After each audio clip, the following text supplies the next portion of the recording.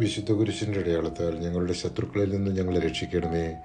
ഞങ്ങളുടെ തമ്പുരാനെ, പിതാവിൻ്റെയും പുത്രൻ്റെയും പരിശുദ്ധാത്മാവിൻ്റെയും നാമത്തിൽ ആമേൻ. വിശുദ്ധ ഗ്രന്ഥം 28-ാം പുസ്തകമാണ് പ്രഭാഷകൻ. കത്തോലിക്ക വിശുദ്ധ ഗ്രന്ഥത്തിൽ മാത്രം കാണുന്ന പ്രഭാഷകൻ പ്രൊട്ടസ്റ്റന്റ് ബൈബിളിൽ ഉൾപ്പെടുത്തിയിട്ടില്ല. ഇത് ജ്ഞാനപുസ്തകങ്ങളിലേക്കുള്ളതും ജീവിതത്തിൽ ദൈവഭക്തിയും നീതിയും പാലിക്കേണ്ടതിൻ്റെ പ്രാധാന്യം പഠിപ്പിക്കുന്നതുമാണ്.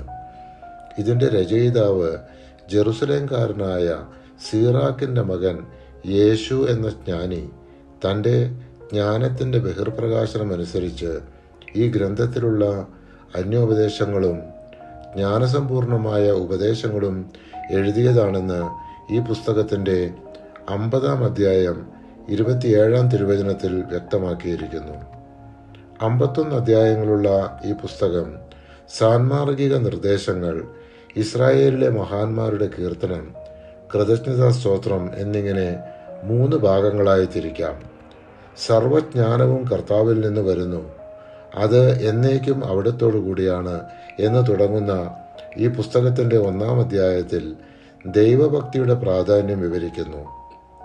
ദൈവത്തെ ഭയപ്പെടുക, അവൻ്റെ കൽപ്പനകൾ പാലിക്കുക, ദൈവം നീതിമാന്മാരെ അനുഗ്രഹിക്കുന്നു എന്നെല്ലാം ഇവിടെ വിവരിക്കുന്നു.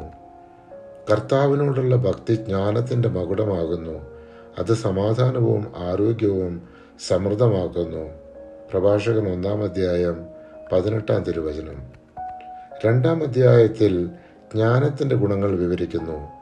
ജ്ഞാനം ജീവിതത്തെ നയിക്കുന്നു, ജ്ഞാനമുള്ളവൻ ദൈവത്തിന് പ്രിയങ്കരനാണ് എന്നിവിടെ കാണാം. കർത്താവിൽ ആശ്രയിക്കുക, അവിടുന്ന് നിന്നെ സഹായിക്കും.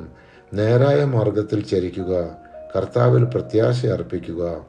പ്രഭാഷകൻ 2-ാം അധ്യായം 6-ാം തിരുവചനം. പരിശുദ്ധാത്മാവെ, തിരുവചനത്തിൻ്റെ അനന്തശക്തിയാൽ ആത്മാവിൻ്റെ ബലങ്ങളും ദാനങ്ങളും നൽകി തീഷ്ണതയാൽ ഞങ്ങളെ ജ്വലിപ്പിക്കണമേ. ആമേൻ.